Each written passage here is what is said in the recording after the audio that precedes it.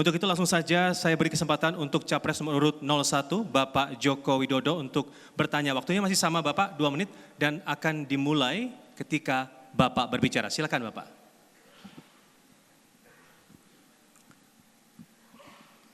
Ini bidang politik luar negeri.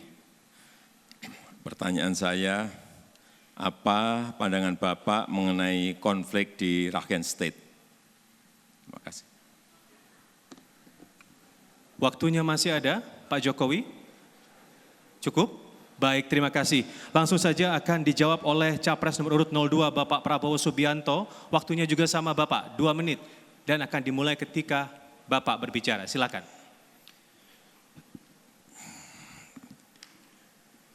Yang Bapak maksud Rakhine State di Myanmar.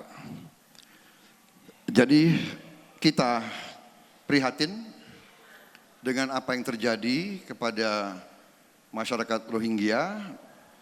Ini juga oleh PBB sudah ditegur, saya kira, berkali-kali pemerintah Myanmar. Kita ada masalah karena kita terikat dalam perhimpunan ASEAN, di mana ASEAN selalu mengutamakan menghormati kedaulatan masing-masing negara, urusan dalam negeri masing-masing negara. Tetapi tentunya kalau PBB saja sudah menilai bahwa di situ ada kemungkinan genosida, genocide atau ethnic cleansing, saya kira ini menjadi masalah yang sangat-sangat mengusik kita.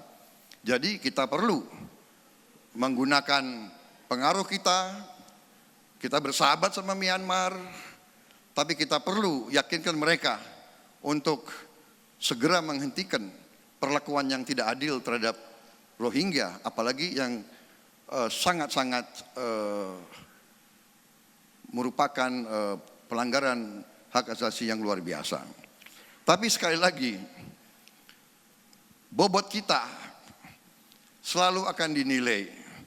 Kalau kita tidak bisa mengurus rakyat kita sendiri, kalau di Indonesia masih banyak yang lapar dan miskin, kok kita mau ngajarin orang lain?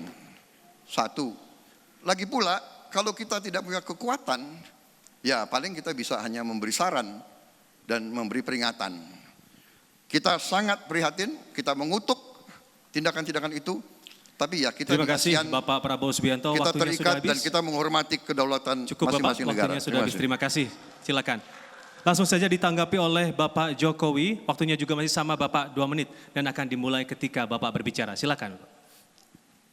Ya, ini konflik di Rakhine State adalah sebuah konflik yang sudah sangat lama dan juga sulit mencarikan solusinya.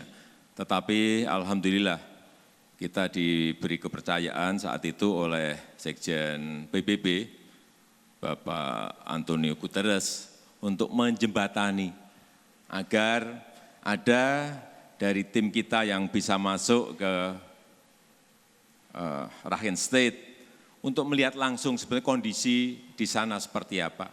Menteri Luar Negeri kita juga telah ke sana dan saya sendiri telah datang ke Cox's Bazar di Bangladesh untuk melihat kondisi pengungsi masyarakat Muslim, saudara kita Muslim yang ada di sana. Lebih dari 1,1 juta masyarakat Muslim yang mengungsi di Cox's Bazar dengan kondisi yang sangat memprihatinkan. Itulah yang mungkin sudah 3 kali saya sampaikan di dalam forum ASEAN untuk kita bersama-sama anggota ASEAN ini memberikan bantuan, mencarikan solusi bagi saudara-saudara kita Muslim Rohingya yang ada di Cox's Bazar, yang kita lihat kondisinya betul-betul hidup di tenda-tenda dan betul-betul sangat memprihatinkan. Dan alhamdulillah desakan kita, tekanan kita terhadap pemerintah Myanmar untuk segera menyelesaikan repatriasi di Cox's Bazar untuk kembali lagi ke Rakhine State itu mulai memberikan hasil, tetapi ke depan saya kira proses-proses menjembatani seperti inilah yang ingin kita perankan dalam rangka ikut dalam perdamaian Terima kasih, dunia. waktunya habis Bapak Jokowi. Silakan langsung ditanggapi Bapak Prabowo. Mohon tenang. Silakan langsung ditanggapi Bapak Prabowo, waktunya juga masih sama, 2 menit. Silakan Bapak.